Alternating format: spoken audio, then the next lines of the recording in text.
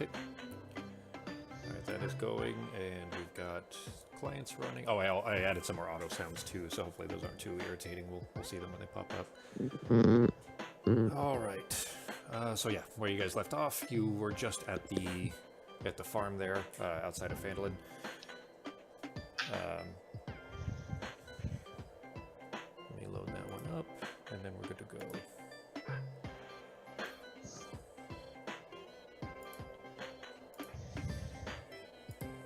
Alright. Okay, so you left off there. What are you guys doing? Okay, sorry, where are we again? At the farm, yeah, outside of Phandalin. Okay. Now, did we finish up what we need to do here? Because we need to go check on, see if we can find his brothers, right? Or do we need to do anything else first? No, because that's what we were on our way to do, but then we decided to stop at the And farm check on the the way. trash at the farm, okay? Yeah. So, head over to Agermoth then. Okay. Okay. Well, you guys have the map. I don't need to load it up for you. Yeah, Alice was with you. She kind of dusts herself off. You guys are both, well, all three of you rather, are a little bit dinged up. She's a little more than you. Remember, she was knocked off and then slashed a few times throughout that, where you guys were trying to clear them off of her. But she kind of dusts herself off and hops back up on Decker. You guys make your way out, so you're nothing else you need to do. You're heading straight to Agermoth. I believe so. Okay. All right. So you guys hop up on and make your way out. Go ahead and roll, both of you. Roll a d20 for me. This is basically early morning, but we'll see.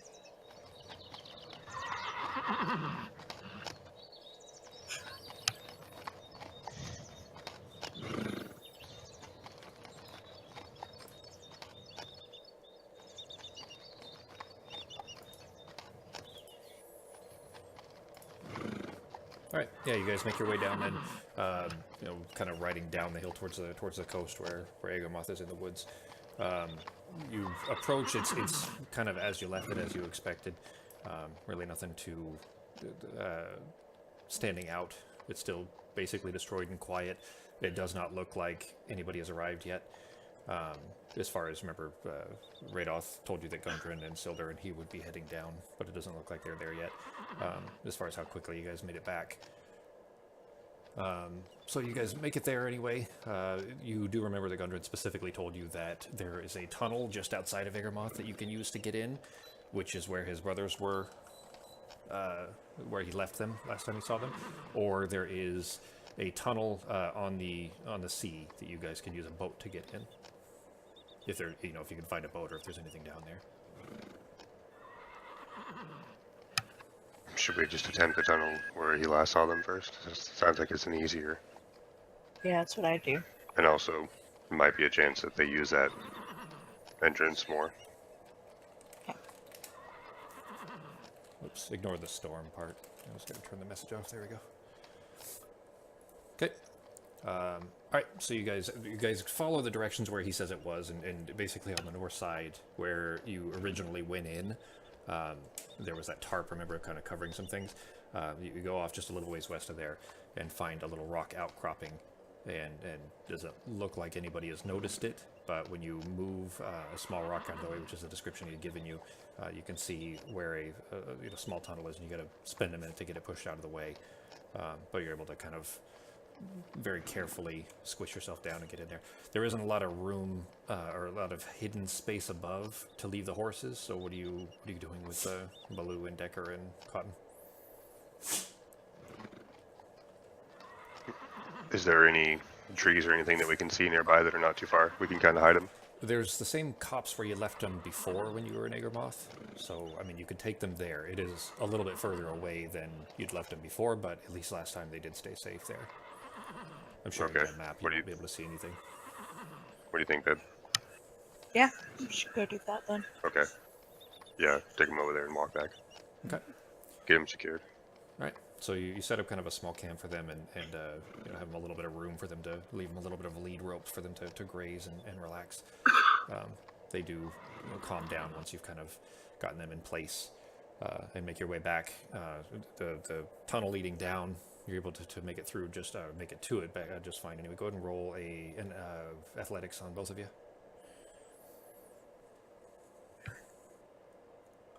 For climbing down. And who's going first, second, and third? Do you I want to go guess- first, or do you want me to go first? I guess I'll go first.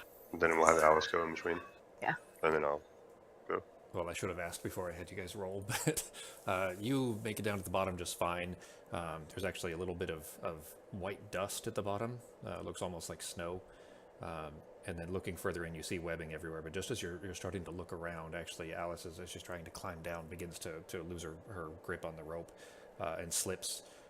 But, was able to catch herself just in time, and you kind of, put your hands up just in case, but she doesn't fall all the way. It's not very far down anyway, and from what you can see, it looks like the tunnel dives down very deeply. There's a very sharp degrade of it kind of beginning to fade into it. And even standing where you are, you can actually start to hear a loud, echoing, booming sound of waves in the distance that's coming up from the lower parts of the cave. And just so you're down there. Westeros, kind of slowly make your way down and get down to the bottom of the cave there. But the echoing is very loud, even where you are. You can hear that it's far in the distance, but it sounds like it's going to be echoing throughout this whole place. Probably where the name comes from. Let me reveal the map real quick and put you guys on.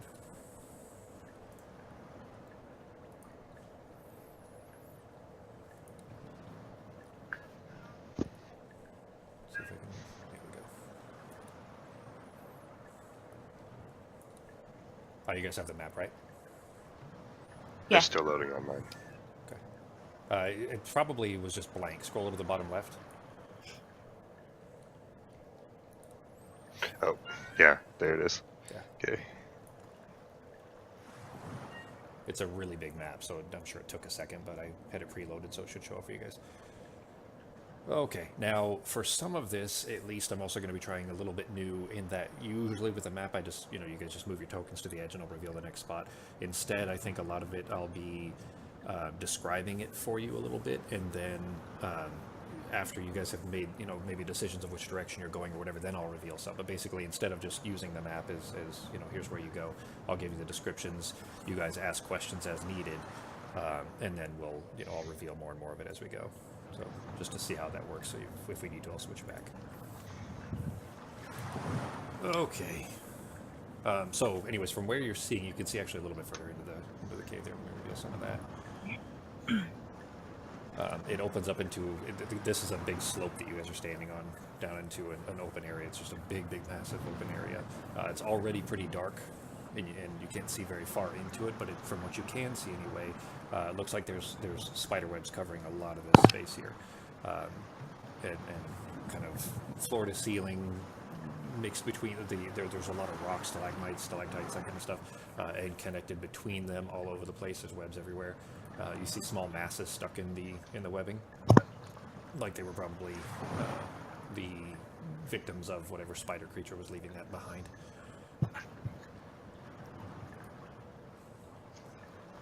Let's see, it looks like, large cavern supported by a natural pillar of rock and containing 3 stalagmites. Western part of the cave, beyond the column of rock, there are 3 bedrolls and a heap of ordinary supplies, like sacks of flour, salt, casks of salted meat, that kind of thing. And it looks like there's a larger mass that's been webbed up over on the west side of the room there. Go ahead and move yourselves in a little bit if you want to reveal this part.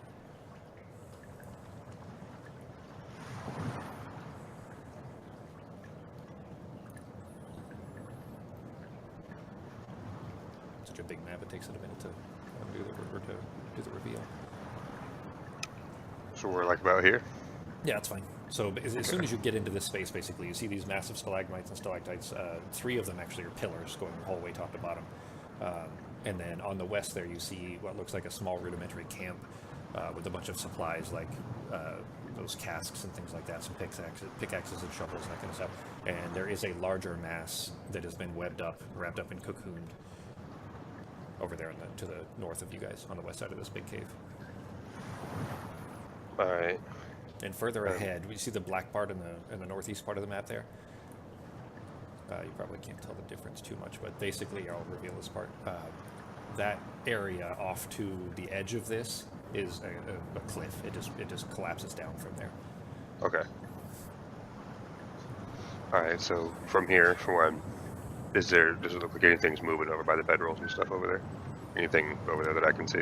Not as far as you can People tell. or It anything? does not look like it, yeah. Okay. And I'm gonna go check that stuff out further. Is there anything of interest over here in the bedrolls? Not in the bedrolls. There is that large mass that does look vaguely humanoid as far as the shape. You can see kind of the shape of a head and maybe where legs would be. So I mean, there's something wrapped up in there. Okay. I'll go take a look at that then, like carefully. Roll an investigation. Okay.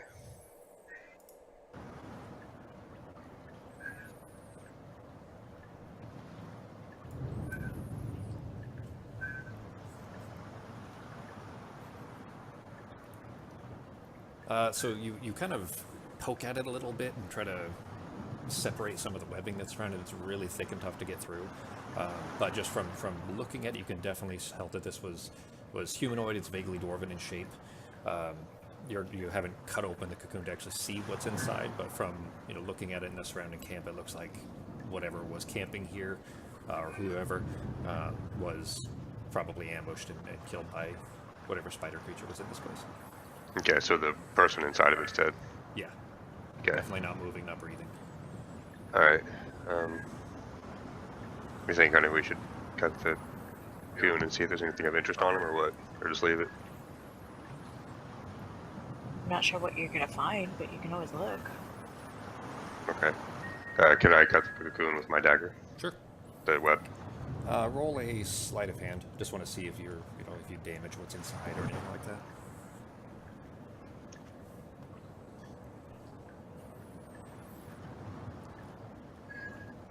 So you kind of run your knife along the edge of it and get it just underneath the webbing and begin to kind of pull it down the way that you would cut open like a leather sack or a burlap sack, and pull it through. Seems like you are able to get through it without really damaging the body inside, although it does feel liquidy as you're making this attempt. Like it feels like there's something gooey inside of it. And of course, it doesn't take you long to see as soon as you cut through it that it's definitely a body. It is definitely a dwarf. You can see, the hair and everything is still there, but the body itself is drained and sunken in. So where it may have had a belly, now it doesn't. It feels desiccated and a little bit empty.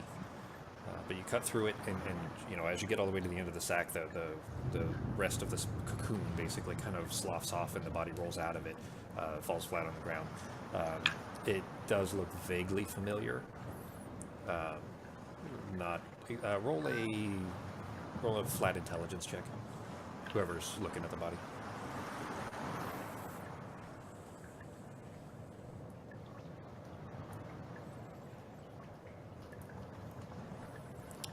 It definitely looks familiar. It looks very similar to Gunrun. Okay. Damn. Does it have anything on it that would be identifying, like, is there anything that didn't get damaged by the spider? Anything in his pockets or anything? As far as Or did his clothes gear- get fucked up and ripped? No, the clothes, everything seems to be mostly intact. You do notice Okay. that his shoes are kind of a garish bright green.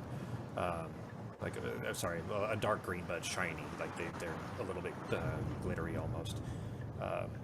And those definitely stand out. I'll take those and put them in my my elf sack. Okay. Bull shoes. All Was there right. anything else of interest on him, or anything else that might be that might Gundren might want, or anything? Not that you can tell. I mean, it looks basically like he just had most of the kind of common gear, the same kind of stuff that's surrounding you. So that all this camp, there's picks and shovels and things like that all over. And it seems Alright. like that's mostly what he's got. All right, shoes, I guess. Something to show him. All right. Was there anything else of interest around here besides the body and the Doesn't bedroom? seem so. I mean, you looked around and you don't really see much else in the camp here. Just that webbing everywhere and the body, and then the campsite of kind of general goods. I mean, it's all useful stuff and it's in good shape. It looks relatively new, but not necessarily anything of use to you or significant value. Okay. All right, now to my left, to the west, is that just a wall over there? Or is there a break in the wall? Sorry. Yeah, it's just a wall. Let me reveal it Okay. a little bit better. Yeah, it's just the end of they were using, it looks like they were using that because it seems like the wind kind of blows through this the least. And this whole place is very, very cold. It seems like everything is dripping wet. There's a very chill moisture in the air. And just that constant echoing of ocean waves with very loud crashes every 2 minutes. And you've been down here for a couple minutes now, so you've heard it twice so far. But it seems like it's almost on clockwork. Like it happens every couple of minutes. There's a very loud boom that echoes through the whole cave. I mean, you guys have been to the coast, of course. So you've heard, when the tide's coming in and very large waves crashing against rocks. That's what it sounds like, except it echoes through this whole place. So it doesn't seem like it'd be a very comfortable place, but this little corner was probably the least affected by the elements, so they were probably setting up their camp here. And it looks like at least one of his brothers was, not surviving.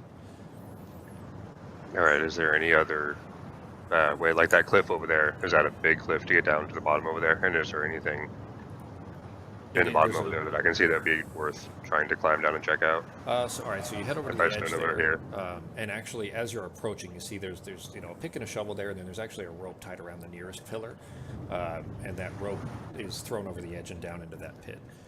The pit goes down about 15 feet, so it's not super far, but basically, the same kind of rope that you came down the first, when you came down into here, there's another one that's kind of butted up against and tied around that pillar. So seems like it's pretty sturdy from the top. It's a new rope, and it looks like it goes all the way to the bottom. All right, then I will go check it out. I'm gonna climb down, so carefully start to climb down the rope at first, make sure it's still good. Roll on athletics. Coming with me, Annie? Yeah.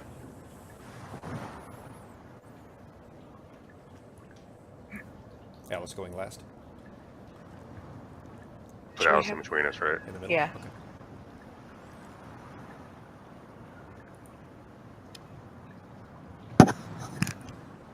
Yeah, she's not very strong, but so you make it down to the bottom just fine.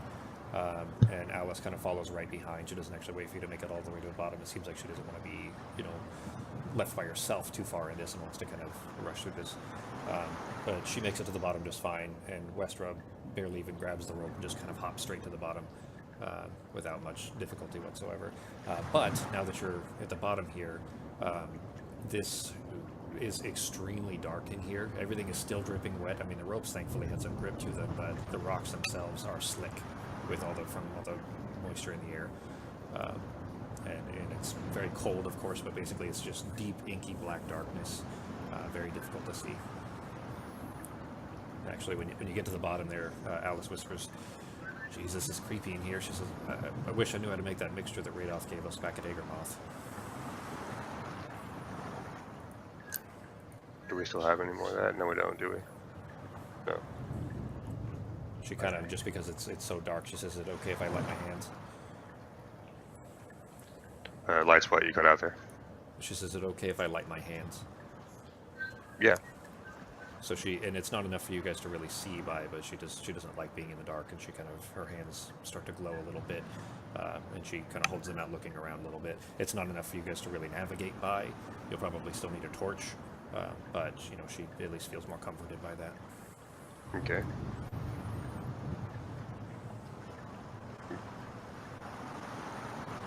Do you pull out a torch? Yeah, do I even have one? Do you have one, Annie? I do. Okay, I was gonna say I don't even have one.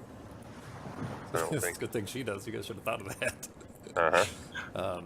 All right, so Westra pulls one out, and while you're reaching for a tinderbox as well, Alice just reaches over and puts her hand over the end of it and lights it on fire.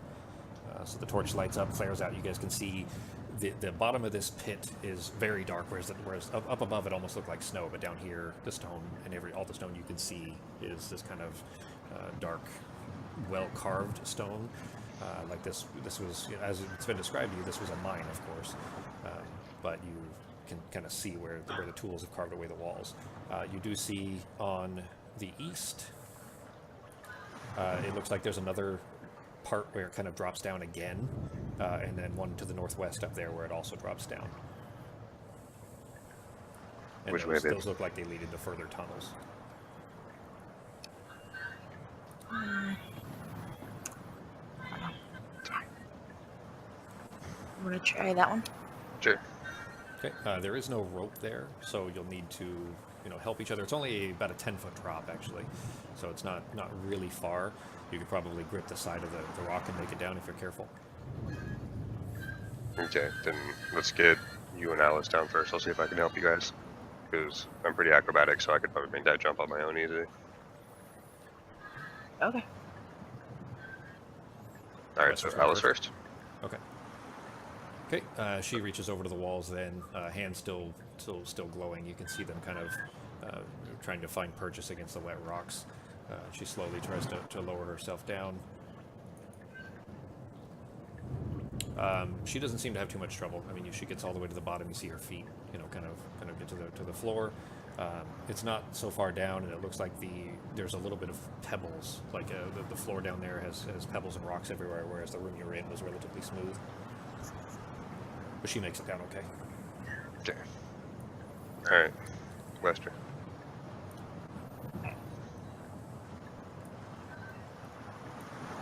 Yeah, no problem.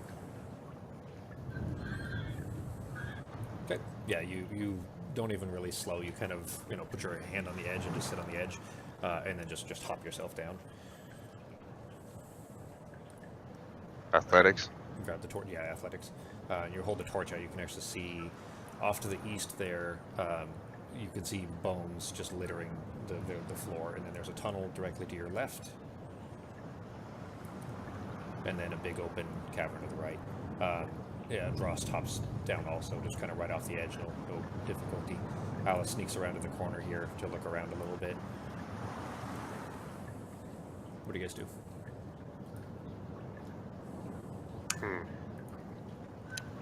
Which way? Want to try north first? Is that just another tunnel leading up that way, Holmes? Yeah, you look, let's see, right there. So you can, just from there, with, assuming that Wester's helping you with the torch, you can see that it looks like a tunnel that hits a dead end, like a T intersection, and then goes on a little bit further north. Okay. Alright, honey. Well, what do you think? You got the torch, so why don't you lead for a little bit? Oh. Go check it out. Whichever way you want. Wanna go that way? Okay. Where to? You going north? Yeah. Okay. All right. You come up to the corner here and you peek around. It looks like this end, this side, kind of dead ends there, whereas to the right it goes out to a little bit further down to another intersection, and it looks like maybe it curves back into that big room that you guys just passed, and then north goes further down to more tunnels.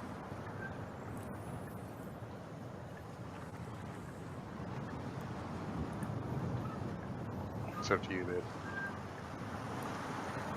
Well, you want to circle back to that room and make sure We didn't there's miss a anything. tunnel somewhere else, or do you just Mhm. want to head up one of these? Yeah, let's go back through to the. But let's go through that way. Yeah, back to here. So up and to the right, and then down.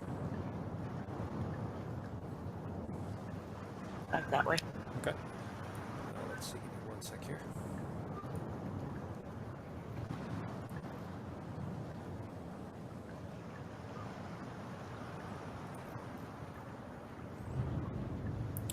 Looks like there's actually a door just to the north of you that's very old and rotted, but still, you know, solid, still a door. That tunnel continues down a little ways further. Looks like it dead ends a little bit further down, and then has a spot where it goes off to the north a little ways, and then this opens up into a very large room that's the ceilings actually raise back up to about 30-foot ceilings, so it's quite a ways up. You can see. Roll a perception for me.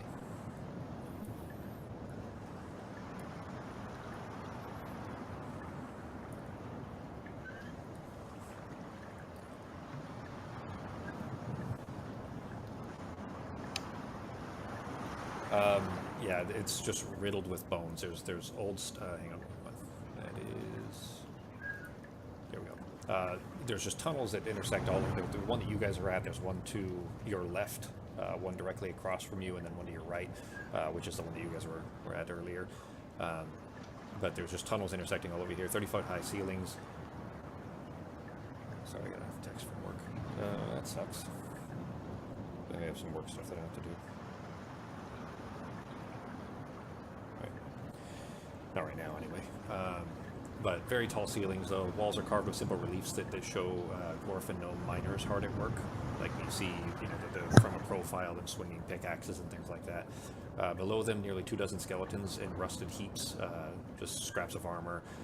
Very old. The style that looks vaguely familiar, but maybe a fashion that's kind of gone out of style anyway since. Just scattered across the cavern floor. There's dwarf skeletons.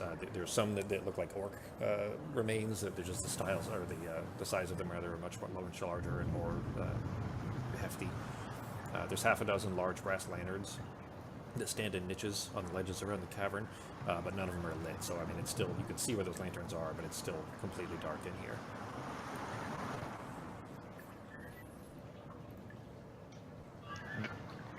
If the lanterns work, do you want to see if Alice wide? Or do we even need to see the frame any further? What do you think? We can, or we can try using the torch. Okay. Alice speaks up. She says, "It's really not necessary. I can do it without any effort. So I can take care of it for you, sure." So with that, she steps into the room. At your guys' request, she steps in and kind of holds her hands towards all 6 of the lanterns and lights them up. And roll one more perception, both of you.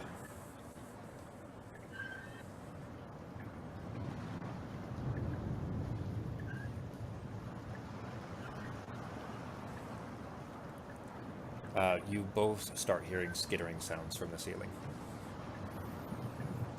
Alright, well then, going to look at it. I'm going to step you into the room a little bit. Because from there, you're not going to be able to see much. Yeah. You see, it's something you guys haven't really seen before, but you can kind of piece together what they are just from contact clues. They look a little bit like bats, but with very long proboscis off the front of their face, hanging upside down from the ceiling. And it looks like the light might be waking them up. So you have a second to react. You have one quick surprise round, and then it looks like they're waking up. They're not very big, but there's, just from looking through them, you count about 10. Alright, well, you ready? Yeah. Okay. Then, alright, who's first? It's up to you guys. You want to go first, Ernie? We have a round, surprise round. Yeah, you have a surprise round.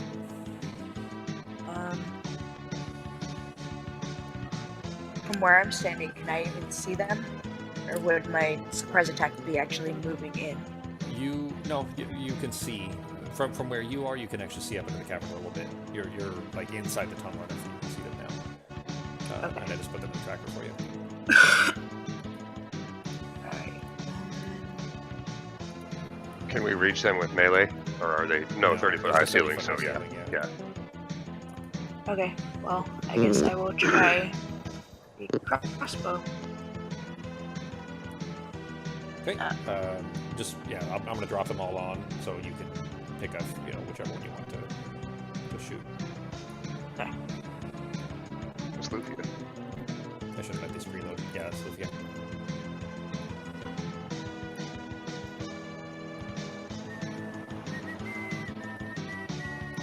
There you go. Alright. Go ahead and roll your initiative too, just for after your surprise round.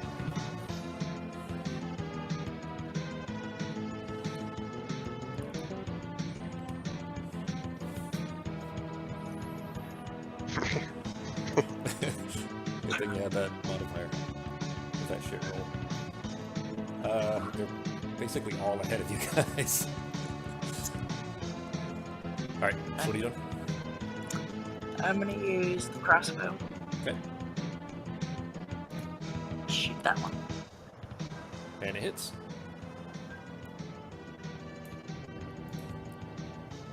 And so you kind of aim up at one that is mouth open, looks like he's yawning, and the bolt goes through the butt. They're not very big. They're about a foot tall, so like a fruit bat size. And it sinks through, just straight through the body, and the bolt is almost as long as it is, so as it kind of cuts through and its grip releases, it just falls flat down on the ground. They look like a mosquito mixed with a bat.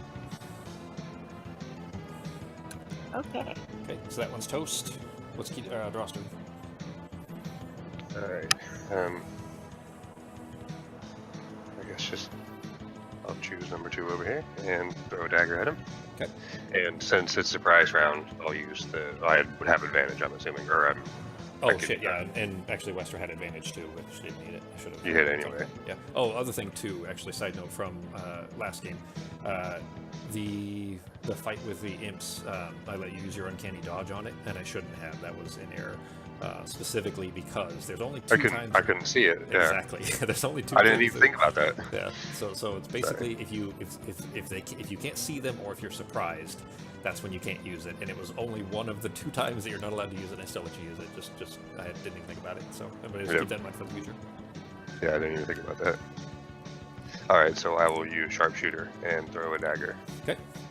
At apparently number 2. Okay. Okay. So do I need to click the... Yeah, so click advantage in the bottom left. Oh, okay. Yeah. And then click the effect for sharpshooter, the -10 or -5 one. Okay. There you go. Go ahead and roll. And then your see attack. if it... Okay.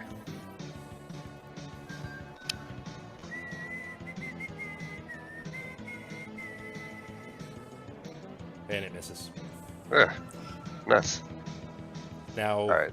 just a small tactical suggestion. Totally, absolutely do it however you want. These guys, you just saw Wester shoot one with 1 bolt, and it instantly died. You probably wouldn't need the damage bonus from sharpshooter, and therefore it may not be worth giving up the chance to hit for that minor damage when you wouldn't necessarily need. Maybe you do, but certainly in this case where you would have surprise attack or sneak attack rather, you probably would not need the damage bonus from sharpshooter. Yeah, true. So Okay. okay, offhand. Yeah. Do I still get advantage offhand? That was never mind. I was gonna say Wester gets another attack too, because she does have 2 attacks. Oh yeah, because you killed it, huh? No, because she has 2 attacks. The kill thing has to be in melee. Oh yeah. Okay. So Wester gets to shoot 1 more still. Okay. Oh, okay. Did you mark off your crossbow also? Your bolt? Okay, it looks like you did. Right. Yeah. So go ahead, whoever wants to go, doesn't matter. You each have 1 Go more. ahead, Billy. You go ahead, and you didn't get it finished. Okay. Do that one. And it misses. Damn. That's... Yeah, it was worth a shot. Okay, I'll see how offhand works. Okay, and it hits. Sweet. Oh, hold on. That was the wrong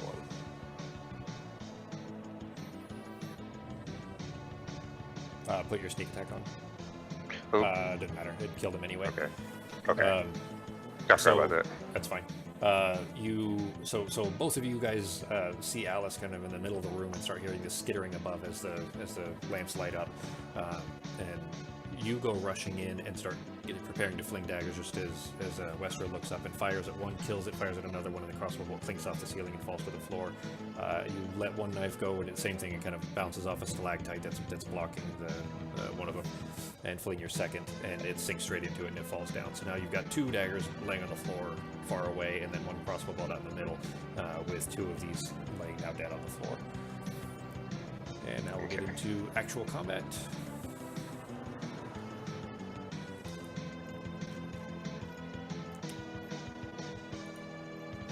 So as soon as this happens, they'd already started to kind of wake up and look down and see potential food. And like I said, they're somewhat mosquito-like. This one here flits down at you, and I'm putting its token kind of half on you there to try to attach itself to you. It flits down, you kind of reach up to throw this, and it comes down kind of between your shoulder and your head, basically along the back of your neck there, and tries to attach itself to you. But as it's kind of trying to bat its wings and get at you is when you threw your arm and your elbow kind of knocks it out of the way, so it is not able to connect. Another one is coming down to try to do the same thing to Alice. Same thing, she kind of bats it out of the way. As it's coming down, she knocks it with her staff, not enough to hurt it, but enough to move it. Another one is going to flit over and see that Westra has not been, that there isn't one kind of fighting for prey on the same one. Also misses, jeez. Oops. I'm going to drop them next to you, actually. Just keep in mind they're trying to attach to you is what it seems like they're doing. Okay.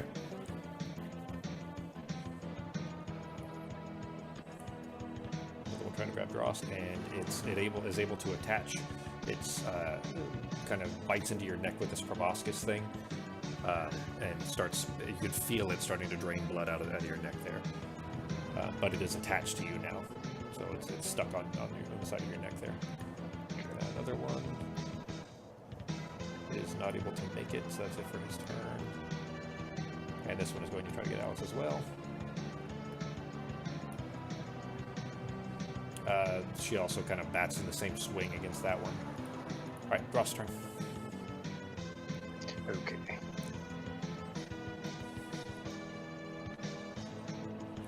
From what you've seen, these things are small and pretty easy to kill, but you do have one stuck to you. So for you to get that one off, you have to either spend an action to bat it, like to pull it away, to grab it basically and pull its proboscis out of your neck, or kill it one way or another.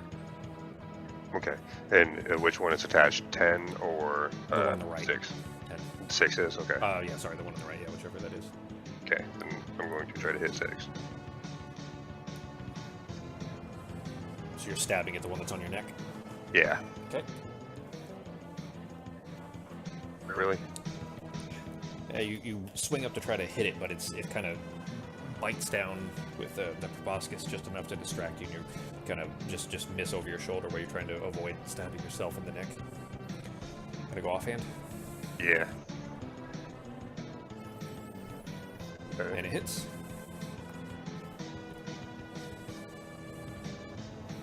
So you sink straight through it, just right through the center of the body. You actually feel the knife kind of, the pulsing of it's pulling the blood out of your neck. You feel it start to slack, like there's a vacuum on the opposite side of it, the same way you'd feel if you're, having your blood drawn. And it kind of loosens itself. It's still stuck there. The proboscis is still in your neck, but it is dead. So it's just hanging off of you and dead now. Alright, then. That if your turn? I guess. Yeah. Wester's turn. Okay. So mine's not attached, right? Mine missed. It's batting its wings right in front of you, trying to find a spot to bite.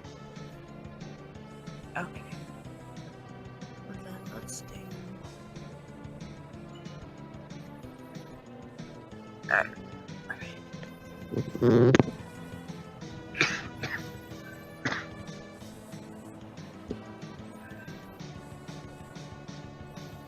Okay. Okay, so that was one-handed. Did you intend to have your shield on? I meant to show you the shield thing. And hadn't yet. Oh, yeah. Okay. So what you can do then, any round you're going to have your shield on, basically, and we can mostly assume that you've got your shield on in front of you anytime you're not in combat. That you just leave it on your arm if you guys are moving through a dangerous place or something.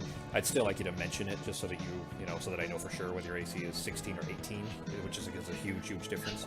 So for surprise rounds, if you guys are being attacked in a surprise round or something. But what I did is go on your actions tab, scroll down to items.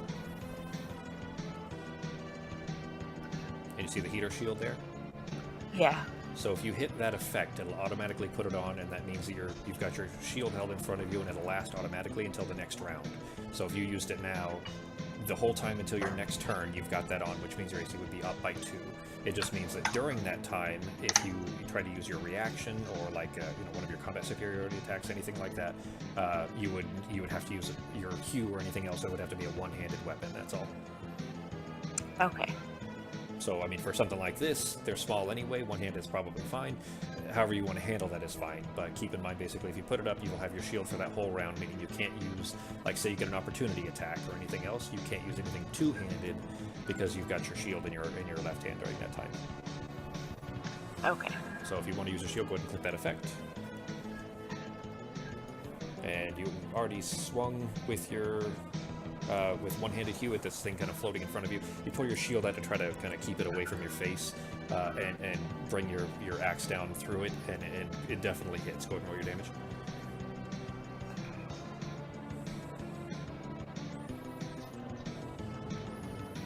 And it carves straight through it. It actually cuts one of the wings off of it, and it, in a spray of blood from creatures you probably haven't met yet, because that's how these things eat, kind of splatters in your face a little bit, and then lands dead on the ground.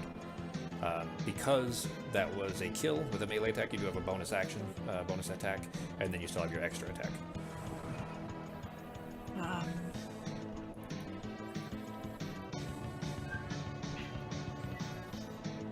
Yeah, but I can't use my crossbow with my shield, though. And none of the other ones are down low enough for me to It's hit light. them. It's light. You can use it one-handed.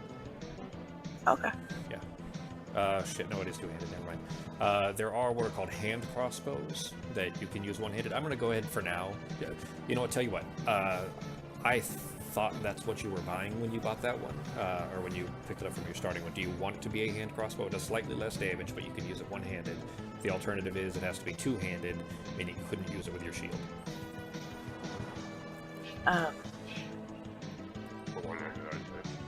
Yeah. Yeah, one-handed. Okay. All right, then go ahead and use it. You're fine. I'll leave it like it is for now. Okay. I'll make a note to change it later.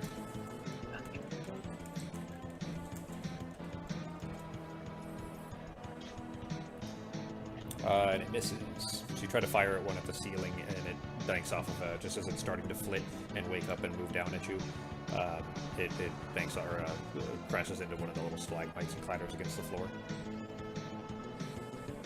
You got one more.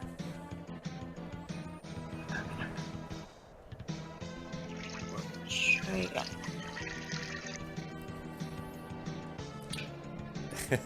Well, you probably don't need this crit, but it was a crit.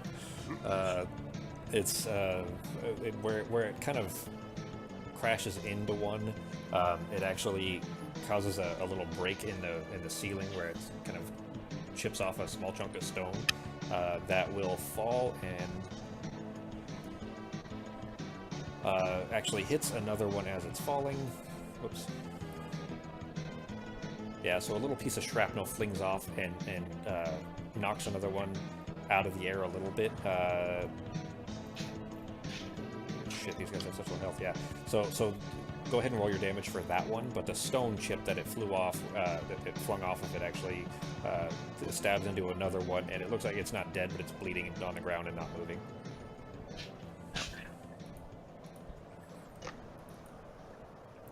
And the one you shot definitely, it sunk through that before it hit the rock, and it definitely died too. So it's kind of cutting through these pretty quickly, basically, but you can see they're not very healthy to begin with. Is that it for your turn? Yeah. Okay. This one, seeing that its friends keep falling dead, they're not very intelligent. They're small mammals basically. Is going to try to fly around and attach to the back of Drost's neck where there's already one, so kind of sinks and trying to grab it from the neck or from the same spot. And hits. And starts draining blood. It is Alice's turn. Alice yells, "What do you want me to do? What do you want me to do?" Tell her, excuse me, tell her to burn as many as she can. You guys can't see order? I'm looking at her screen, and I just see all the Sturges by themselves, and then the three of you by yourselves. You guys can't see the order that they're in? No. We Okay. can we can see whose turn it is. It shows us that it's Alice's turn right now, but it doesn't Between the show three any of you? order. Okay. Yeah, that's actually how I would prefer it anyway, because you wouldn't really know the order the things are acting in anyways. I just thought you guys could see it, so... Yeah. But she says, okay, and she kind of reaches out towards two of them.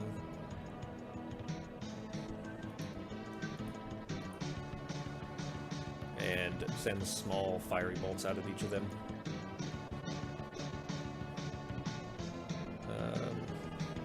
And they both hit. And they're both toast. So two of them kind of release a very acrid, disgusting smell into the air as they kind of roast and have that little spider scream. That's it for her turn. It is this one's turn that is by Alice is going to try to attach to her and hits and starts draining blood from her. She's actually looking pretty bad.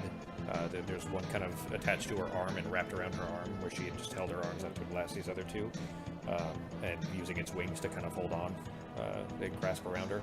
And now, back to Ross's turn, there is one that's alive and on your neck and draining blood out of your neck, and there's one that's dead still attached to you. And then one attached to Alice. Okay. Then I'm going to try to hit the one attached to me first. Okay. You're going to stab it? Yeah. Okay.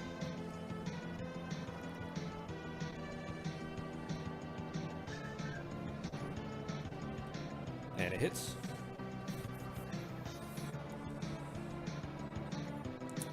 You reach your knife up over the back. Okay, so you do see it when they go unconscious or die, right? It takes them off the combat tracker. Oh, okay. That's how we know they're dead, at least. Gotcha. Okay.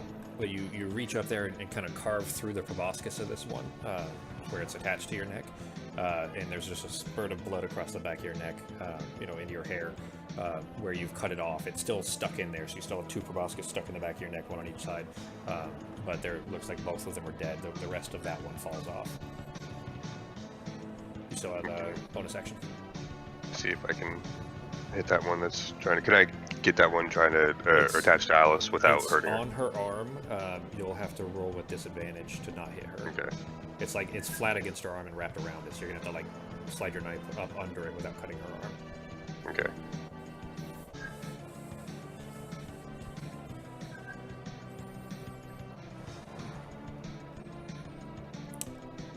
That's bad. Damn it. You rolled a 1. You kind of bring your knife up under it and try to cut it off, but as soon as you go to twist it to pull the knife away to pop it off, Alice screams and blood that is of a more red color than the kind of blackish color that these creatures have been spilling blood out from. It starts to pour down her arm. Looks like you cut her. Go ahead and roll your regular. Obviously, this isn't sneak attack, so roll your damage.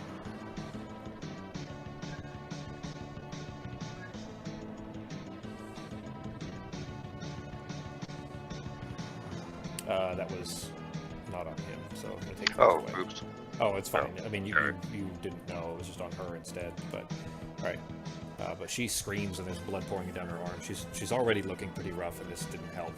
I mean, she doesn't... She has a scared look in her eyes and staring at you with a wide-eyed look, but doesn't look like she blames you for that. She knows what you're trying to do. But if your turn? Yeah. Okay, back to Westra. Okay. It is not unconscious. Let me take that off. Go ahead. Alright, well, I guess I'll move over to this side and see if I can't do the same thing. Or Let's see. Do you I have a can't knife, right? really. Yeah, I mean, you I have... was going to say, or you could try to kick it or something instead. Well, it's on Just her in arm. case. Yeah. You could... I mean, you've got... mailed fist on, like a gloved fist. You can just try to, yank it off and crush it. Okay. Okay. She's got a bad knife wound, on that whole, basically the whole length of her arm is slashed open right now. So any further slashing, she may not survive. Okay. So you can try to crush it. Roll. Yeah, how would I? We will count it as a an improvised attack, like a punch, essentially. So just roll a d20, and we'll add your strength to it. Your strength modifier is 4. Oh yeah, definitely hits. That's 22. Roll d4. D4 plus 1. Far right. That's a d6. Oh, whoops. Go ahead and reroll. Yeah. Roll the d4, the triangle one. Ah. Pyramid. Yeah, it's better. It's 3. That's exactly what it had. So you kind of crush it in your fist and then yank it off of her arm, and you actually see this tendril-like proboscis. Do you know what a proboscis is? You know the mosquito thing, the tendril thing off the front of a mosquito that you use to suck your blood with? Yeah.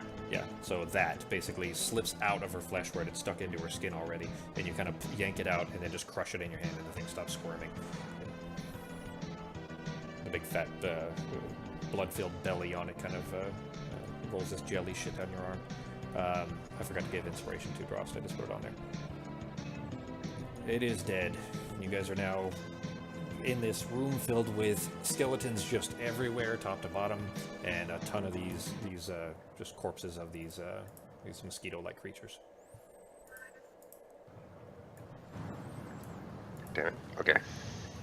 Alice is pretty badly beat up. She's kind of, is doing the like when something stings kind of a sound, and holding her arm at the elbow. You slashed her left arm, and she's got her right hand wrapped around her elbow, around her left elbow, trying to, not really doing anything, but in an effort to slow the bleeding. Alright, we still have potions, don't we? Yeah. You gave her a wand. You want her to use the one that she has?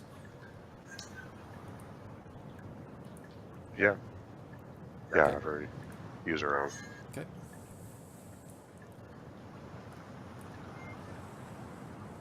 She gets 6 back. That is not very much. She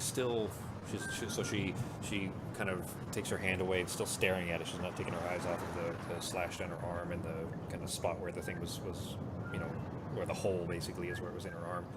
But she reaches into her bag and pulls it out, uses her teeth to pull the stopper from it, and then chugs it down. The bleeding slows and then stops as you guys are watching. It still looks pretty nasty, but she kind of keeps shuffling through her bag, still staring at it, and pulls out just a clean, simple cloth and starts to wrap it around tight as she can around the arm. She says, "I think that'll do for now. I mean, I'm still not feeling great, but we got to keep going. So, what are we doing next?" Alright, honey, which way you want to go?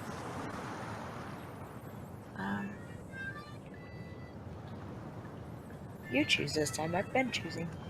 Okay. Well, you do have to actually, I'll choose the way, but you do have to lead your little thing because you have the torch, remember? Yeah, So- that might be better if she's in the front anyway. But keep in mind that if you're walking around with a torch, so anything that's in here is going to see you coming. So if there's a point at which you guys need to try to be stealthy at all, a torch is going to be the opposite of that. There's a very dark place, so any amount of light is going to be very obvious. In fact, actually, from here, you guys actually see some dim green light coming from the eastern tunnel, off to your left there. Well, right side of the map.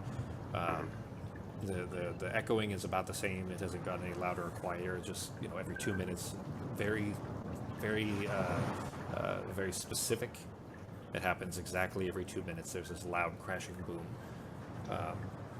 and it's so loud that you can't hear anything. Like you interrupt speaking if you were talking or anything else every time this thing happens. That whole little fight with those things didn't take more than a few seconds. It took 30 seconds total maybe, but you heard another boom as soon as it was over. And in fact, actually, as you guys are in here, just after the last boom, you hear very distant and faded voice echoes coming from the south that it shouts, "They approach, hold them back, and die with honor," in a vaguely familiar dialect of Thorn, which is the language of the Undermountain Dwarves, coming from the south. What are you thinking? Roll a perception, both of you.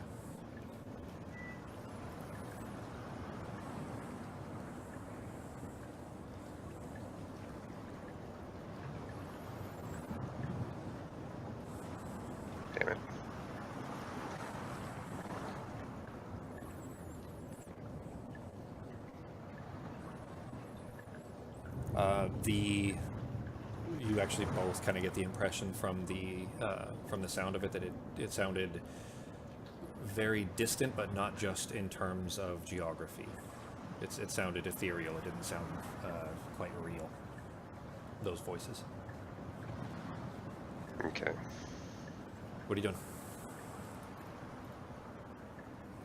You still want to go south? Check it out? Or do you want to go, yeah, where we saw the light coming from the east? Well, if those are ghosts, but we're supposed to be finding, live people, so maybe we should go where it's glowing. Okay. Alice has already kind of stepped down here to listen to it, seeing if she can hear more, and is trying to listen towards the end of the tunnel there. You guys going to the east? Yeah, tell her to. She's already kind of stepped down a little bit further into the tunnel. Well, here we go. Oh. Apparently I'm going with her. I'm coming. She looks back over her shoulder and whispers to you. She says, "I'm being careful." I remember she's got her hand so she can see a little bit better. See decently enough without needing the light. Hang on. But with the torch at the end of the tunnel now where Westra is, there's you, Drost, and Alice are both casting big shadows against it. You see that this is the end of a tunnel where it looks like it had, where the carving had stopped. And just around the edges here you can see two broken doorways that lead into two other rooms on the sides here. And Alice is kind of peeked around this corner looking in here. Alright, then I'll go with her. See if there's anything else we can see in that little room over there. Sure. I know there's a door there, huh? It's broken. It's Okay. long destroyed. Yeah. But from her hands, you can get kind of a dim glow too, and then just enough ambient light coming around the corner from Westra there. This room was just filled with splintered stone benches, just heaps of rubble everywhere. The ceiling had collapsed in the back there and filled most of this room. Amid all the ruined stone bunks and toppled weapon racks are bones of several dwarves and orcs, just everywhere in here. Looks like there's, as you're kind of looking through and counting these, you see at least 15 skulls, along with sets of just ancient iron, just shields and helmets and axes and hammers and old iron armor. It was the same thing as the other room that you just came out of. The armor seems a little bit blockier, more right-angled edges, that kind of thing. But otherwise it seems, a quiet, calm little room. After looking through it, Alice kind of turns around and starts to look this direction here. Like she's going to go that way. You're going to look through the other room? Yeah, I'll go with her. Doesn't seem like there's probably too much in there, so I'll go with her. Okay. Is she still going this way? Yeah, she was heading this way. Kind of, hoping you. She was going slowly, wanting you to go with her. She's curious and wanting to explore the place, but isn't willing to do it by herself. Yeah. But this one, you look through, and this one, there's splintered stone benches, kind of similar to the other room. It looks like it was an office or a storeroom of some kind. There's a large stone counter that bisects the room. Cuts it in half, that's what bisects mean, but set with 3 dusty balance scales that are made of iron. There's cubby holes all over the place that are carved on the north wall there, stuffed with dusty, like just paper scraps that look so destroyed that if you came anywhere near them or blew wind on them at all, they'd probably just dissolve. There's several long dead corpses all over the room, and faintly glowing in the middle, sitting at a bench facing you, on a stone bench there in front of the countertop, sitting at a bench there is a faintly glowing ghostly image of an old dwarf, bald, his head is hung low in sorrow, beard resting between his knees, hands clasped together, looking at a group of 3 dwarf skeletons that are resting against a nearby wall. The image says, "Rest with Floor, friends, and may her forge keep you ever warm." And then as soon as he finishes that, the ghostly image disintegrates, and it looks kind of like falling sand, just disintegrating, and then left in its place, where the skeleton wasn't there before, but in the same place, and doesn't look like it's been moved, is a dwarven skeleton that has a book laying on one of its hands, just on top of one of the bony hands. Alright. Last time I tried Mississippi, I ended up getting hurt, so... Should I try messing with it, or should you? What do you mean? When you mess with what? I can't remember if it was this one or Ketis, but I tried to pick up a book or something one time, and I think I ended up hurting. But like that trap got me. Like Here's that took Ketis. some damage. Yeah, okay, then it was Ketis. Last time we got one of those books, but all right, then I'm going to. You're gonna try to touch the book?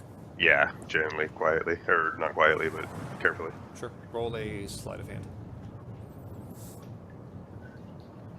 And remember, anything that's physical, like obvious things like sleight of hand or acrobatics, anything. Basically, the only things you need to roll in the tower, in general, are stuff like perception, stealth, and then the social skills. So persuasion. What I'll do is I'll just make a little primer for it and I'll put it in Discord so you guys can use that. But this way, at least you guys can see, how well you rolled, because you would know whether or not you'd be, whether you were decently careful with this thing or not. But you kind of reach down and grab for it, and the skeleton's hand is just resting on top of the skeleton's hand. It's not like there's any grip left, in a skeleton bony hand. But you kind of carefully lift it up away, and it's definitely disintegrating and falling apart. The moisture in the air has not been kind to it. It's been there for a very long time. You lift it up, though, and without trying to flick through the pages or anything else, you're just trying to hold it still because the book was open. You're looking through it. You don't recognize the language that it's written in. Okay. All right. Can I ask Alice if she can look at it and see if she can see what it says? She's looking She, over your from the shoulder pages already already. open. Yeah, she Okay. was very curiously peeking around the corner like a petulant child staring at the book and all of this happening, and can see it. She says, "Yeah, I don't know what that says either." Lester, you want to try? Okay. So you kind of turn around and take it out of the room a little ways to show it to Westra.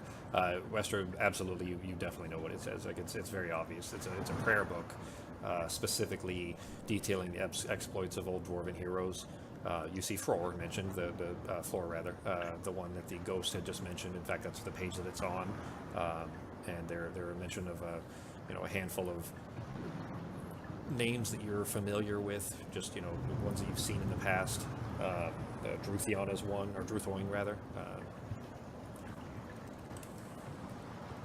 There you go. Just old dwarven heroes, basically.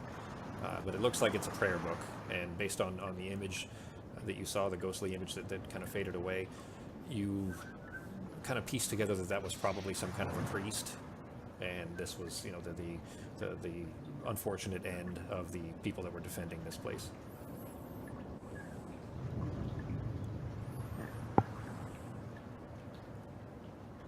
What are you doing? Should we keep that? I guess we can. Might as well. Okay. All right, so you very carefully close the book, and it actually starts to, fall apart a little bit. The binding cracks as soon as you close it, but I mean, it's still intact for the most part, and that the pages themselves will probably still be legible. But you kind of carefully put it in your bag. I'll throw it in party inventory for you guys, and you can grab it later. Okay. What are you doing? Gonna head back up to go up the other cave, but on the way through, I'm gonna pick up my other dagger.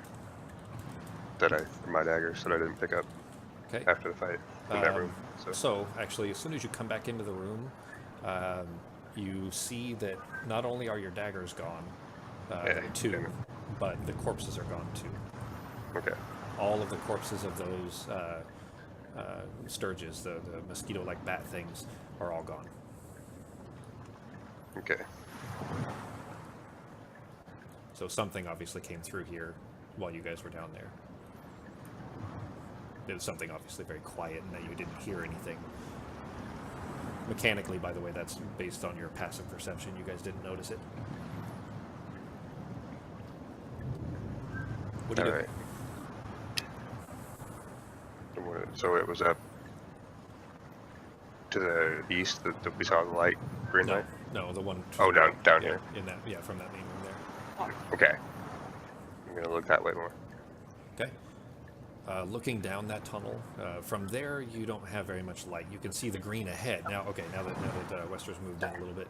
Oh, you're fine. I just wanted to make sure, as far as light source, what you guys can see. Let me reveal it for you a little bit. You're seeing if almost familiar greenish bioluminescent kind of a glow. Um, you know saw the same kind of glow happening when you were in Denrith with all of the glowing fungus, and you see that the tunnel there growing more and more dense with this glowing fungus as you get further in, and even from where you're standing right now, it's a little bit hard to breathe. Like, you're still fine, but you could try going in there, but you get the impression that it's going to be, you know, that you'll probably want to hold your breath or something like that. Because even from here, you feel like if you were in the middle of that, you'd probably either be choking or, you know, needing to hold your breath. Okay. This moist environment has given it, you know, a lot of freedom to be able to grow pretty rampantly. Okay. All right. Well, obviously you're gonna have to come with me. But what do you think up here, Annie? Yeah. Because that was a broken door here. You said, Reggie. Yeah, that one is still, the door is still there. It's broken and largely splintered. All right, so you can actually see through the door there because it's so damaged a little bit. I mean, you don't have you know, the shadows basically from the torch are not giving you a clear view, but you definitely hear. Let's see, from hang on a second. You're hearing bone crunching sounds and liquid slurps. Sounds like something's eating inside that room, and you're seeing just it's hard to tell with the door closed because I mean it's not cracked all the way open. You're just looking through small cracks basically to see inside, and you're seeing things moving inside for sure. Do you want to just not even bother? Yeah. All right. What can I see up this way? Well, if Wester comes over closer. To the north. Okay. You see about that far a tunnel that just goes, and then off to the right it seems like there's another little small room back there. Okay. What do you think I need to the right? Yeah. I'm assuming this is what you meant off to the right, correct? Because that other one's a dead end. Yeah. Yeah. The other one is not a dead end, actually. That you've moved in a little bit further. You can see that it actually opens up into a bigger room. And you can't see very far into the room, but you can see that it does open up. Where you're at right there, it looks like a door on your left, basically. If you were to step inside, it would be on your left, and then a small kind of carved out room. Okay.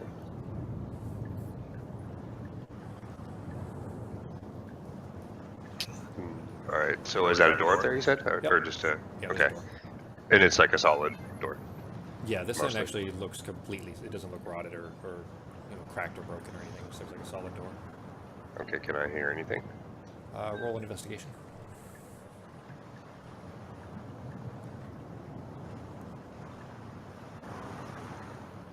Actually, that would probably be perception. Roll whichever one you want of those two for now. Because I already told you investigation. Damn it. All right.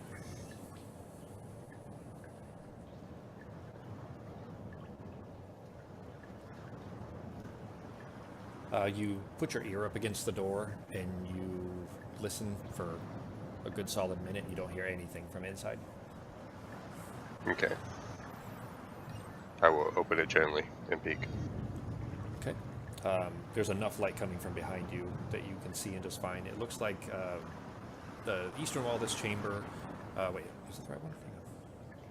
Yeah. That's the room you're in. The door leads into a good-sized storeroom. There's dusty kegs tucked against the walls.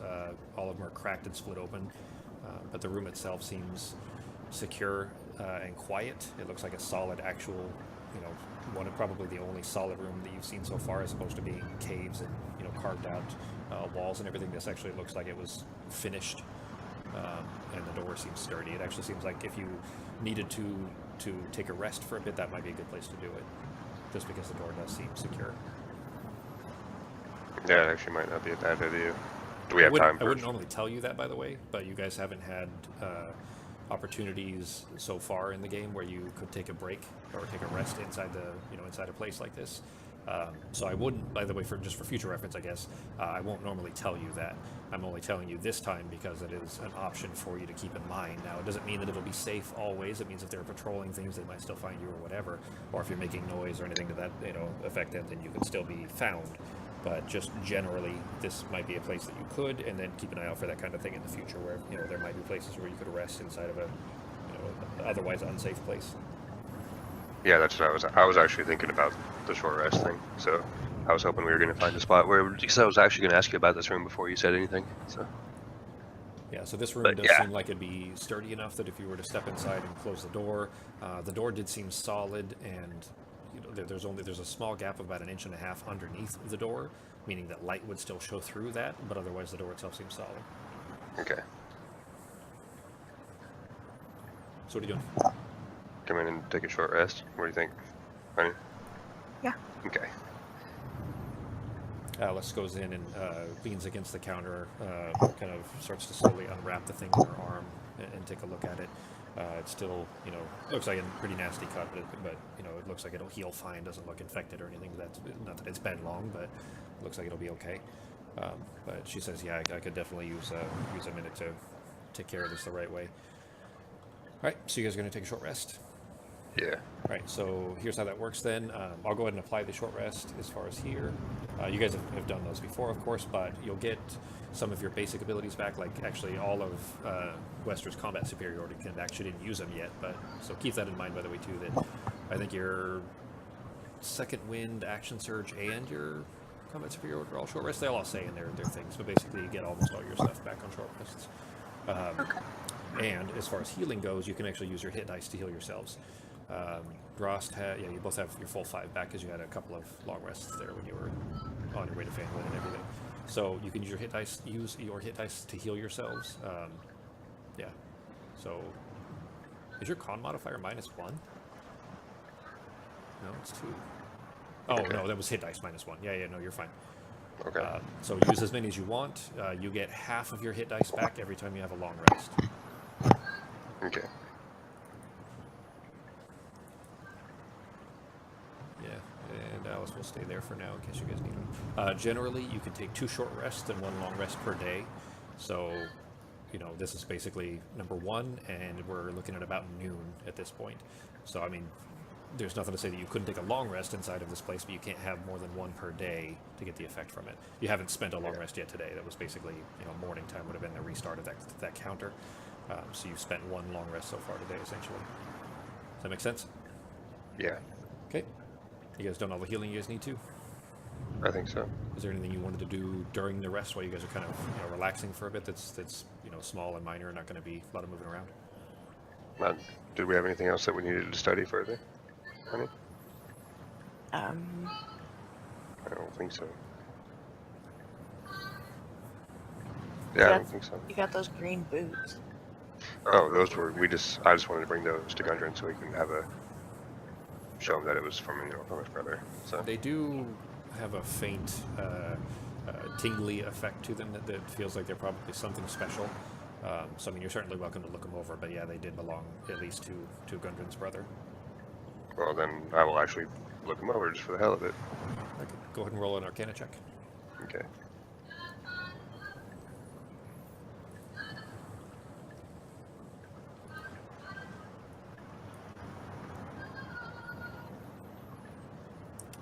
Yeah, you think you're pretty confident about how these work. Just from looking at them, it seems like they're really intended to kind of make you move as fast as possible. They're basically mechanically how they work is when wearing these, your speed can't be reduced below 30 feet unless you're basically heavy armor, encumbrance, things like that wouldn't slow you down. But if you were restrained, for example, that would still stop you from moving. But otherwise, your speed can be reduced below 30 feet, and you can jump twice as far as normal. You basically, your jump distance, I don't remember how to do the math on that. I think it's maybe double your strength modifier or something like that. But anyways, they're slippies of striding and springing. Okay. Well, that's kind of cool though.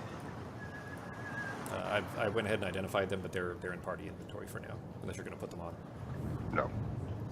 Yeah, I'm just gonna keep them in the bag, Okay. so that way I can give them the guns. Okay. So, All did right, you want to so- look at anything, babe? I don't think I had anything. All right. So I guess just resting.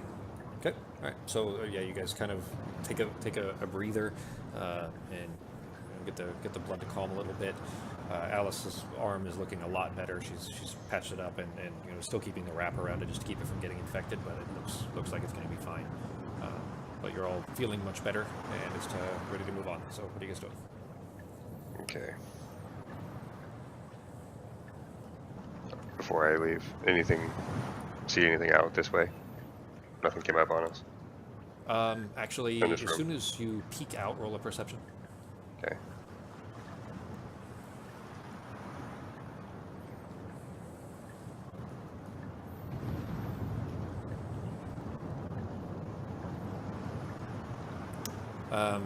Just as you open the door and look around the corner, you see something scurry down the hallway to the south. You see the back of a dwarf shape, wearing similar, kind of busted up in old gear, not running, but like slink out of the way, so that you can't see it anymore, to the south down the tunnel that you came from. All right. Around, draw an arrow real quick. So Out south there. and then. Yeah, out there. Okay. Right around that corner. You see the arrow, right? Yeah. If I come around more like here, can I see more? As he's heading south, I'm assuming. He was. Roll a stealth check for me, I guess. Okay. It's for lack of a better one at this point. How quiet you're being coming around the corner, basically. For sure. You sneak around the corner and you see the back of a head of what probably was a dwarf at one point. Looks dead, but is up and moving. And the back of its head is patchy, and some of the flesh is missing, but is visible there, and is kind of slowly moving down around these. Very hunched over, very slow moving. Not zombie-like slow moving. Appears to be moving with purpose, rather than whereas a zombie might be, kind of mindless. But moving down around the hallway and then turns around the corner to the left. All right. What do you think, Annie? Should we follow him? Yeah. Okay. One of you, would you do me the favor of moving Alice along with you guys in general? If she's doing something else, I'll let you know, but otherwise, just, kind of place her wherever you would kind of naturally. So if you guys were walking through these tunnels and you're trying to keep her safe or whatever, then, maybe you tell her to stop here or whatever, things like Okay. that. It just, whatever makes sense. And we'll play from there. So if there's a situation where, something happens and she's, in a spot that you put her, then that's where we'll play from rather than moving her again. Well, I think I'll just say that Alice is waiting there, so that way she can't be seen, from anything in the hallway there. Sure.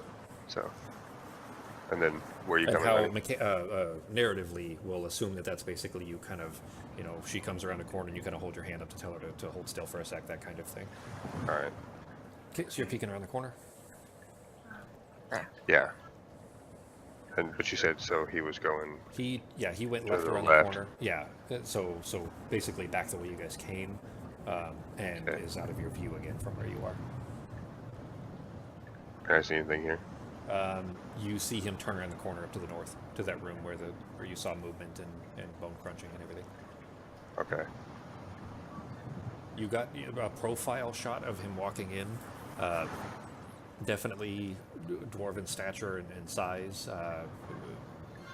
In very rough shape. I mean, most of this was, in the edges of torchlight. It doesn't seem to have noticed the torches, by the way. Like, it doesn't necessarily seem to notice that there was light, a light source. Maybe it can't see that way. Because it didn't seem to notice, whereas most creatures would have noticed that there's light coming in from behind it. But it did kind of move into that doorway back there. All right. Then you hear the What do you door shut think, behind it. Should we keep going? We'll get Yeah. ourselves in trouble.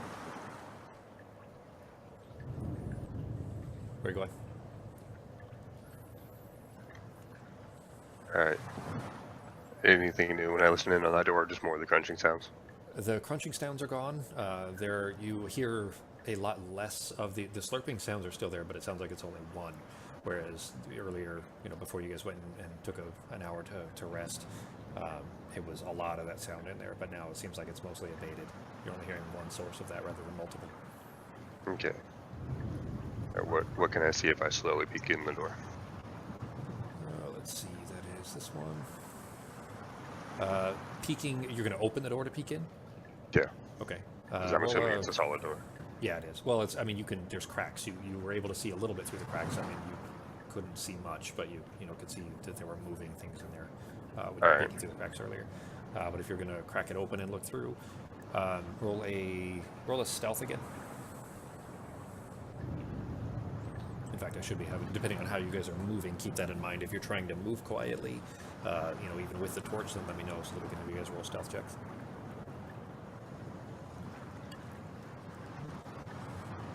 How long do you guys have tonight?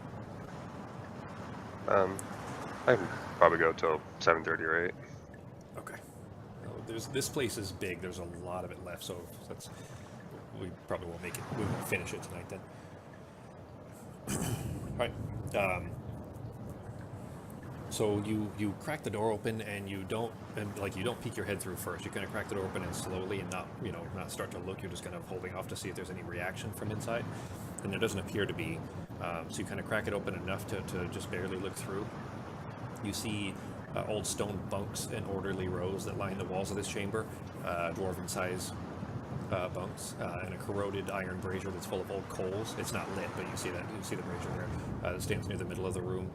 The bones of a half dozen dead dwarves and orcs lie strewn about, clad in scraps of armor and gear that has long since rotted. 3 gray, hunched figures squat amongst the remains, pawing at the scraps, and there's a pile of what look to be those corpses of these sturges in the middle of them, and it looks like they've been eating those. What do you do? Okay. And is there anything, any other way in or out of this room except for this door that I can see? Yeah, sorry, let me reveal the map here. Looks like there's a... Looks like I'm going to turn masking back on. Where is that button? There we go. I'll just reveal that part, it doesn't matter. It looks like there's another door to the left over there. Okay. And then all of these stone bunks, that brazier in the middle, bones everywhere, and then these 3... They're dead. These dwarves are definitely dead and look like they've been dead a long time, but eating the corpses of the sturges.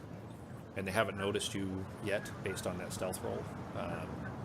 If you stay there a while, they might, but they don't appear to be aggressive, at least so far. It seems like they're just eating these. Alright, then I'm going to... You do actually, while you're looking, you see a dead bugbear in there too. That is a little bit further away. It looks like it's been mostly eaten, but his gear is largely there. Still has, leather straps, like a chest strap that his gear was, his weapon equipment and everything was hanging from. The one leg is missing from the knee down, and you see the knee, or the leg actually, now that you've been looking, you see the leg sitting off to the side of these 3. And basically that dead bugbear is the only thing you've seen in here so far that doesn't look old, like very, very old and decrepit. It looks like that bugbear came in here relatively recently. Okay. What do you think, honey? Should we just try to sneak around and go take a look at that bugbear a little bit more if we can? Or should we just attack the things? Because I don't even know if they're going to attack us. We wouldn't have much time, so... You've been standing there long enough that they look up and, in kind of looking, because you're talking. So, I mean, it's not like you can't telepathically communicate with Westra. So, yeah. You're looking over your shoulder and maybe it's just a look of, hey, what do we do here? you know, that kind of thing. But remember, Wester can't see it from where she is, so she wouldn't be able to provide you anything without vocally communicating. So instead of, not that it's cheating, but you know, let's not metagame it too much when it can be avoided. But in this situation, at least, you know, you've been there long enough looking at this that they look up, they kind of, you know, a little bit of surprise in their eyes and kind of shrink away. They don't approach you. They back away. They've kind of, you know, moved further into the darkness from the shadows from the torch. You know, a little bit of torchlight that's coming through the crack in the door. All right, then you and Alice should come in closer, and then we'll just see if they will just stay away from the light, and we'll just go through. Okay. And just keep an eye on them. So I'll be right behind you. So we're gonna try to see if we can just go through, you know, slowly to the door up here. Okay. And see if we can just get them to not be startled. And then Alice would be, yeah, right there with Westra. Yeah, at the back. So. Okay. That's on the map here for you. We're gonna do it that way. Okay. So you kind of carefully approach Esther. Shut up. And they continue to shrink away further and further, kind of trying to collapse themselves in the corner, and kind of behind these things that you're seeing with the lines on them are stone beds, basically. And they're trying to kind of hide in the corner around it. You see blood dripping from all three of their faces, right, you know, down their jaws, where they've obviously been eating those sturges. Some of which was your guys' blood, but only because, you know, they were able to bite Drost a couple times and Alice once. But anyways, yeah, their bodies are all, the Sturge bodies are mostly just wrecked. You know, bones split open for the marrow, that kind of thing, all over the middle of the room here. And then the dead bugbear corpse, which is a little bit further north, where that big stone thing is, that table. So what are you guys doing? Alright, should we just go through to the door, or should we go check out that bugbear? The bugbear is close to them, so here, I'll draw an arrow for you. Here, I'll just put a circle there, actually. Bugbear is there. Okay. Should we even bother with that, or just go through? I mean, should we really be cornering these things? Yeah, probably not. So I'm just gonna go through the door, or go check out the door to the left. That one is broken down. It's not even a solid door. Okay. But with Wester there around the corner, you can see through. Oops, turning off masking. Hang on. You can see through the tunnel a little bit, and it looks like it opens up and then splits into a couple of others. And they all seem pretty dense. Like you can see around the corner into that one, and another tight end, or a dead end rather, where it looks like a bunch of short, small tunnels with a lot of right angles. All right. Yeah. Okay.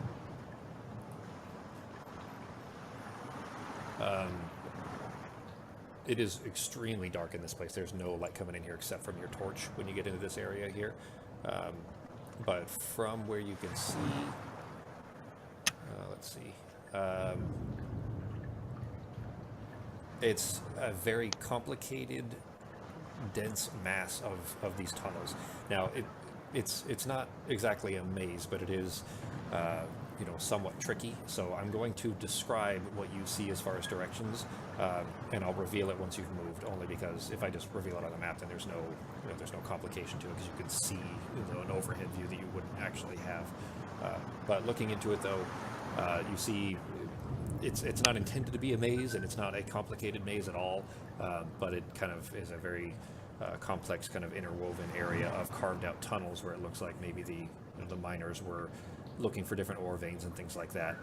Go a little ways, see that there isn't anything there, stop that tunnel and, you know, go around to the other side and start carving there, and so on.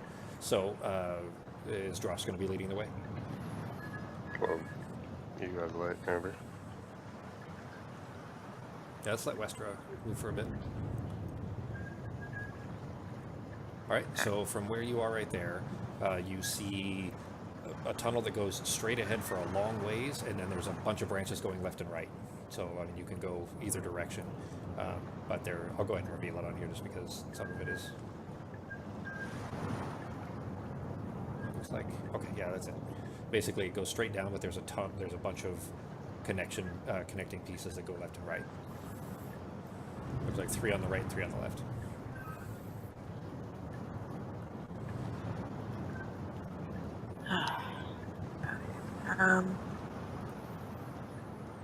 You do notice, roll a perception, both of you.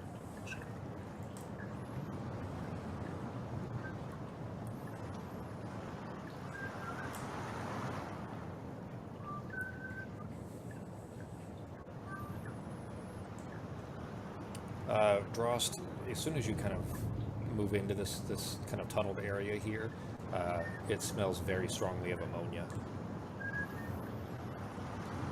Okay.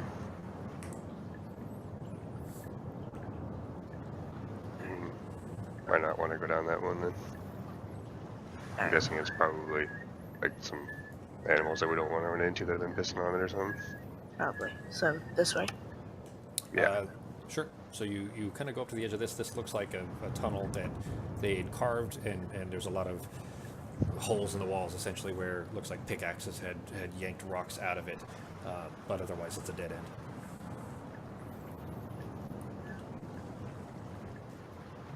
Oh, I'm sure there's going to be a lot of those, baby, so we'll just try a different one. Alright. I guess we'll go here. Okay. And that you see around the corner here, you see a tunnel that leads down.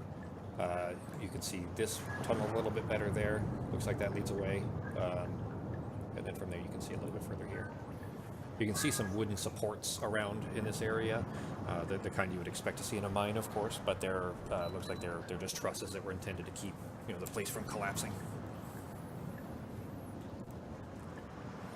Alright. Let's try.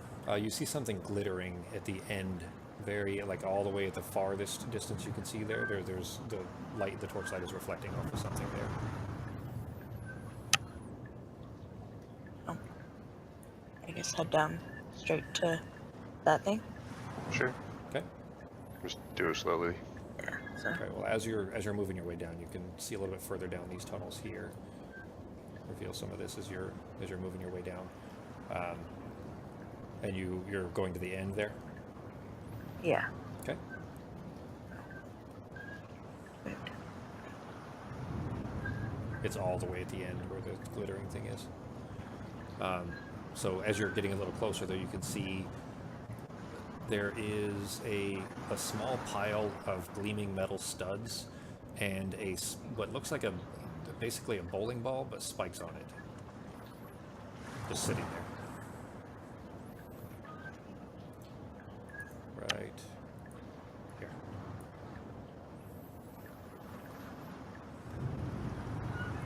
Alright. You can see a little bit more now too, of course. Let me mask these. Now that you're around the corner, you can see that there's another dead end to the south, another tunnel that opens up to the west, and another to the north. Okay, so that was the bowling ball that looked like spikes, and what else was there? A bunch of small metal studs, look like rivets almost, like the kind of metallic pieces that would be used to hold leather together. Okay. Like a leather, buckle or equipment of some kind. That kind of metal stud. But it's just a bunch of these, and they're shiny. They're like far shinier than they should be. But these gleaming metal studs, and then roll an investigation for me. Alright.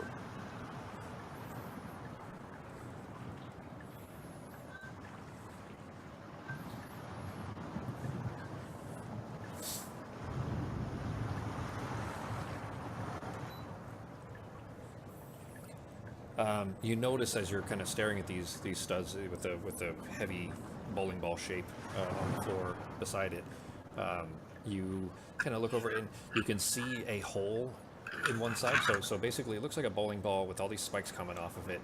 Of a very this bowling ball is shiny too, just like the belt or the buckles are. But there's a hole in one side of the ball. And just from kind of piecing it together with context clues and everything, you look at it, and the bowling ball looks like it was probably the head of a morning star, like a mace. A specific kind of mace, but basically a stick was probably in that hole, and that bowling ball was at the head of it. So you'd use it to swing it. You know what a morning star is, right? Okay. Yeah, I thought a morning star was on a chain, though. That's a flail, though, isn't it? Yeah, it's a kind of flail, yeah. Okay. But, yeah. Alright, But so it's basically just the head of a spiked mace is what that looks like, but the wood is missing, and then these buckles, you know, kind of piecing that together, these buckles look like they were bits of some kind of leather gear, the kind of leather, you know, that would be holding, you know, belts and things like that together. But all of that is gone, and then all that remained is just these metal pieces. Something ate it, and all of the little natural things with it too. It didn't eat the unnatural stuff. And as you're having that thought, actually, go ahead and roll initiative. God damn it. You hear a kind of a slurping sound of something moving down the hallway towards you.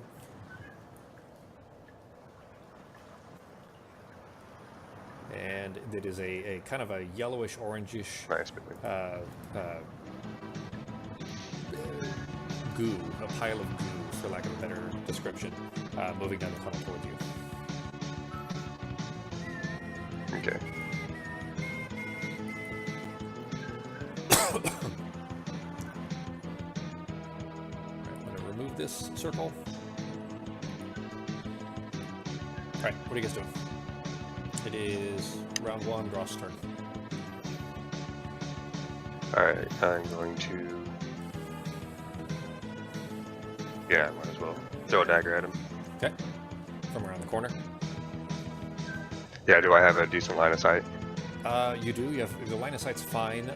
You don't have advantage on it, and you're basically no sneak attack because it definitely knows you're there and is approaching you. And if you were within melee and right next to it, then you would get your sneak attack because of your swashbuckler thing. But because you're throwing it from a distance, no sneak attack. Okay. Well then... Yeah, what if I move up instead? Can I change my mind and do a melee instead since I didn't swing it? Yeah, that's fine. You haven't Okay. rolled yet. If you had already rolled, I would say no, but... Well, yeah. Okay. So is that 5 or is that 5? Yeah, you're fine. You're fine right there. Okay. Well, I mean, you'd need to be there to be in Yeah, the okay. Yeah, buddy. Alright. After this one, I'll take the dogs. I'll take a quick break. Okay. After this combat. Oh, did I put my sneak attack on before or after I rolled to see if I hit? You roll a hit first, and then if it does hit, then you'll put your sneak attack. And it hits. Okay. So you kind of, this is an awkward movement because it doesn't exactly have skin really as much as it's, you know, a pile of jelly. But your knife sinks into it, you know, up through a little over your wrist, covering your hand a little bit. Damn, that was nasty. Way to go, sneak attack. Good thing it wasn't a crit. Yeah. Would have made this a pretty boring fight. Your hand sinks in though, and you know, it covers your hand a little bit, but your glove seems to. There's a little bit of an acidic look to it. The glove starts to sizzle almost a little bit, and a bad smell coming off of it, but it doesn't hurt. Okay. Cool. Offhand. Yeah. Okay.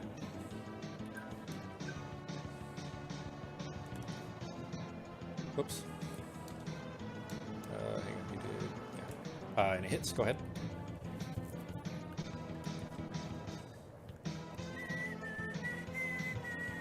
Yeah, same thing. So this one, it doesn't sink in quite so far.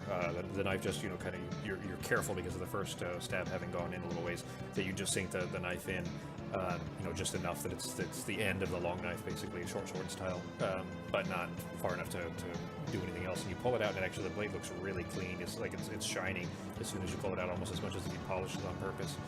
That if your turn. I'm going to. I done 15, so I got what? Yeah, that was 30, so I'll wait there, and then I'm. Alright, so you kind of run up to it really quickly and jab it with both knives, and then back your way, or back up with swashbuckler, so you don't need to disengage. Wester's turn. Okay. I'm going to step out here and use crossbow. Okay. And it hits.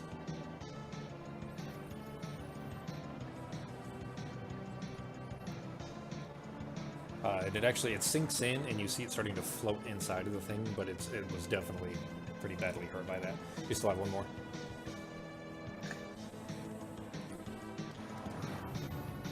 And it also hits. Oh, nice.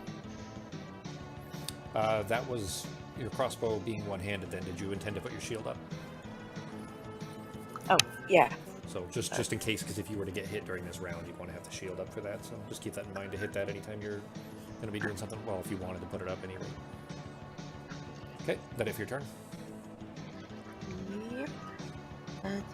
Okay, Alice comes running up behind and has kind of a puzzled and amused look, like she's not seen, Jelly move before. She says, "What do you guys want me to do?" Burn his ass. Make him frag you. She says, okay, I know what I can do." And she holds both hands out and... Where's the hang on.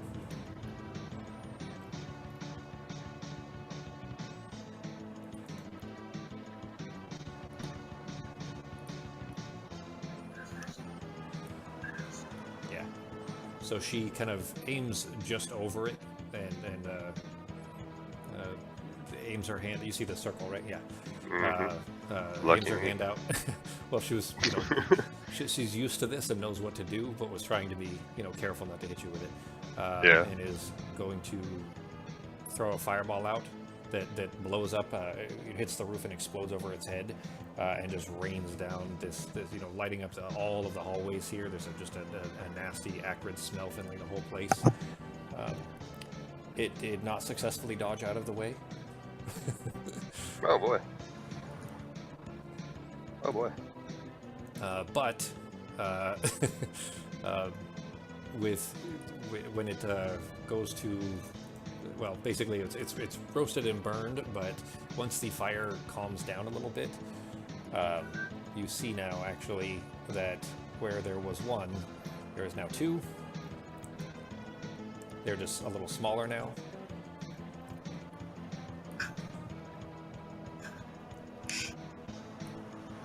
We should have done the Final Fantasy music for the Mom Bomb. Wasn't that the Mom Bomb that you had to... Oh no, that was the jelly on Secret of Mana, where you had to keep hitting it until it was tiny, and if you didn't hit it, it grew back, remember?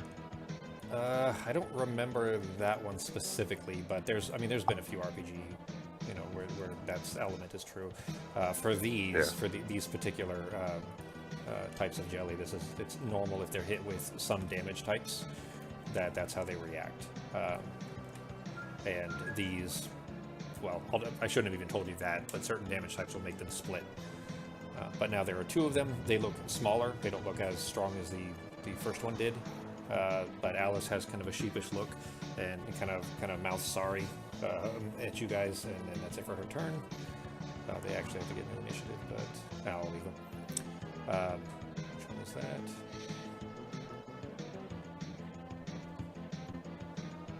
that? Is going to slowly kind of like slurp its way across the floor towards you. That's as far as it can go. That's it for its turn. This one is going to climb up the edge of the wall here, just kind of sticks itself to the wall and climbs itself up the wall. They only have 10-foot movement. They can't move very far. That's it for their turns. Okay.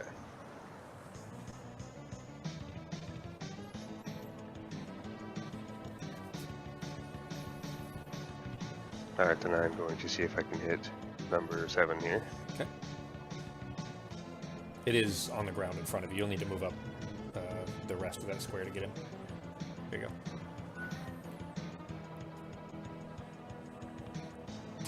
And would I get sneak attack because the other guy's... Is he 5 more than... I don't know. Yeah, he's far enough away. Yeah, you'll get because you're the only thing within 5 feet. If there was another thing within 5 feet of your target or you, I think it's you. Yeah, anything within 5 feet of you other than your target. Yeah, so you do get sneak attack because nobody is. Okay. Damn it. And it hits anyway. Oh, These guys don't have an AC. Their AC is tiny. Oh, they are sludges. Yeah. Yeah.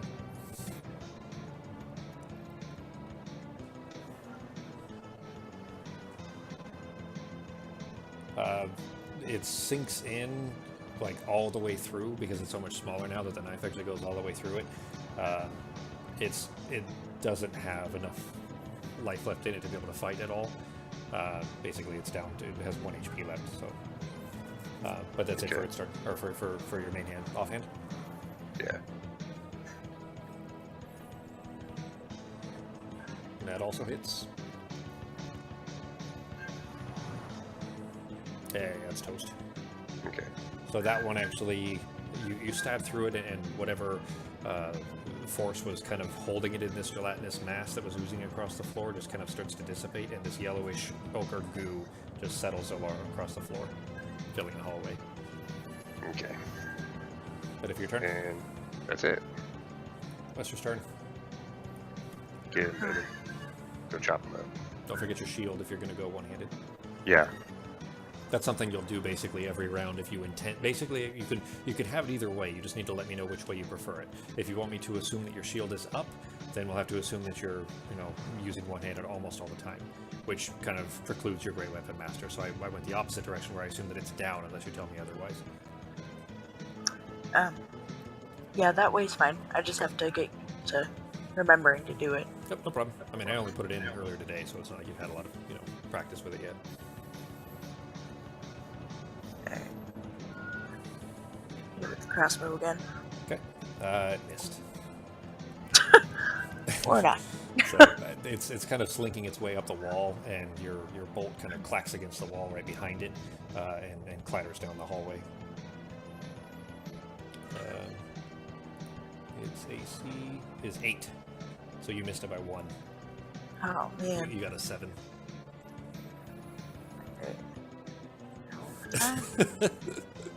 You know what? You rolled the exact same. Huh? Use your I'm using... action surge? No, the inspiration. Oh, okay. Yeah, go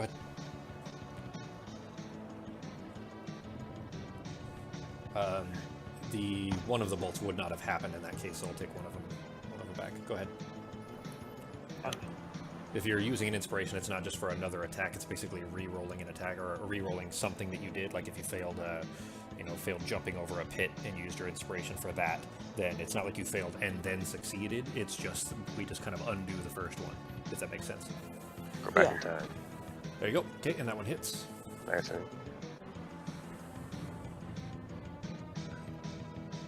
It sinks straight into the jelly, and now there are 2. Where this is the remainder of the first big one. So now there are 2 of your bolts are floating inside of it. And it's kind of up on the wall on the side. Alright. Anything else for your turn? No, that's it. Okay. Alice's turn. She says, "The not fire. to burn it again. Yeah, the fire didn't do so good, guys. What do you want me to do?"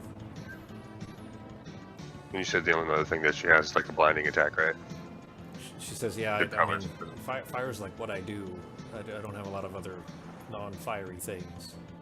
Yeah, it doesn't seem like it's too dangerous. I would just wait this turn. What do you think? Okay. Yeah. I would skip. Okay. I would just wait it out. Okay. She's at 10. It is moving its way over the ceiling up here, and is just a little bit above Drost, and is going to looks down.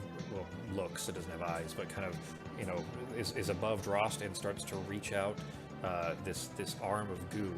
That not arm. It's just a. If you take jelly and slide some of it away, that's what it looks like. It's just called a pseudopod, but basically this kind of hand of it. It smacks at Drost. I'm gonna dodge if I can. Okay, so it hits, so you can use your uncanny dodge, and you saw this coming, so you can. There it is, 9 damage. Go ahead and use your uncanny dodge. It's your reaction. Oh, I should have had you put that on first, actually, because so how that's supposed to work is you put that on, and then I would hit roll the damage on it, because you would put resistance on, which would automatically take the damage to half. But I'll manually put it on. It hits you for 9, and we cut it half round up, so it's 5. So it puts you down to 5 wounds still. And I gotta take your uncanny dodge off. Okay. So it kind of goes to smack at you, and you smack your hand through it just to knock it out of the way, but it still burns your arm. And that is it for its turn. Back to Drost. Okay. Now I'm going to try to hit it.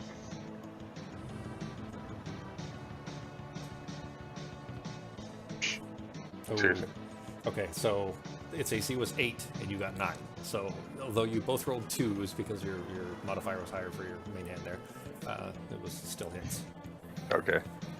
I always forget about the modifier. I'm like, oh, 2, there's no way that's going to hit. Well, that's the modifier is a big deal. I mean, it's okay. Yeah. So that's a lot of something that I was confused about when I first started looking at this. Like, it's been a year and a half ago. Was it? Yeah, it had to have been a year and a half ago because it was June. So it's been a year and a half since I've been looking into D&D and everything. But basically, I was confused by that at first because it seemed like, at the time, I guess I didn't understand really how it was working. But it seemed like everything was always just a flat d20, which seems like everything is always just basically luck. Well, how come, you know, if one person is supposed to be really good at you know, melee, for example, let's say, or, you know, swinging their sword, whatever. If one person's supposed to be really good at that, how, you know, when the person that's standing next to them, both of them are just rolling a d20, how is that ever any different? Why is one person any better when it's just basically luck all the time? Well, the modifiers are where the difference comes in. Mm-hmm. That's where the range of luck is minimized. So for that, for example, your melee was 7 there, right? For your modifier for that. Well, part of that is your proficiency bonus. There's 2 parts of that modifier. First half is your proficiency bonus, which gets better over time because you would be proficient. The things that you're proficient in, that little star that's all over your character sheets, anything you're proficient in, that gets better and better as you level. The other part is your strength or dex or intelligence or charisma, whichever modifier is relevant for that specific attack or skill or whatever, right? So that thing grows as your stats grow or as you get better equipment, you know, equipment that has a +1 modifier or whatever. All of those things add to that, and that's what makes the difference between rolling, you know, 2 people having the same d20, but one of them being proficient and having, you know, a lot of strength versus somebody that's really weak and not having a proficiency. They don't get to add that 7. They might add 0, or they might even have -1 or 2 depending on their strength or whatever. And that's where the difference comes in. So especially the more you level up, the further that gap between somebody that's skilled and somebody that is unskilled becomes. Stay in here, Esther. Come on. Go, girl. Anyways, so, alright. Yeah, you were the only thing, huh? Good. That's good. We didn't even need to ask this time for you to make the attack yet. Cool.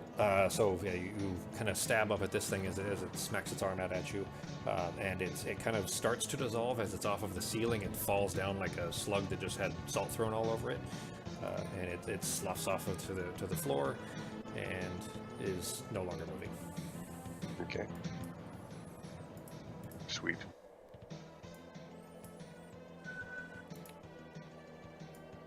All right. Why is that not playing? Oh, whoops. There we go. Okay, so now you have, you know, a puddle of this kind of yellowish, gross goo with a pair of seemingly unbroken and in fine shape crossbow bolts that seem like they're nice and shiny, like somebody cleaned them for you, laying on the floor. Green ones. And yeah, and then that bowling ball and all the buckles laying in the hallway here. So we'll pick up there in just a second. We're going to take a quick break. I'm going to take the dogs out because they're bugging me. Okay.